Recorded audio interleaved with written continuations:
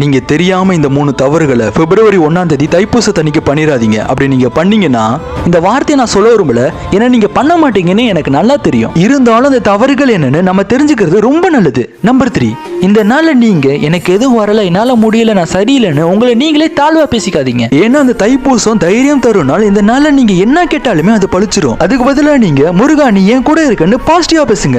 Number 2, அதெல்லாம் தெரிஞ்சுக்கிறதுக்கு முன்னாடி முருகர் பிடிக்குன்னா வீடியோக்கு லைக் பண்ணிட்டு சப்ஸ்கிரைப் பண்ணிக்கோங்க. இந்த நாள்ல நீங்க வேலை, பணம், உறவு பத்தி ரொம்ப குழப்பத்தோட பெரிய முடிவு எடுக்காதீங்க. ஏன் சொல்றேன்னா இந்த நாள்ல நம்ம உணர்ச்சிகளான எண்ணத்துக்கு வலு அதிகமா இருக்கும். சந்தோஷம்னா சந்தோஷம் அதிகமா வரும், குழப்பம்னா குழப்பமும் அதிகமா வரும். இந்த மாதிரி உணர்ச்சிகள் அதிகமா இருக்கும்போது நம்ம எந்த ஒரு முடிவு எடுத்தாலும் தவறா போகும்னு கிருஷ்ணர் சொல்லியிருக்காரு. அதனால அந்த சந்தோஷ உணர்ச்சியை வச்சு முருகரை சந்தோஷமா வழிபடலாம். அப்படி நீங்க முடிவு எடுக்கணும்னா மறுநாள் நீங்க பொறுமையா நிதானமா முடிவெடுங்க.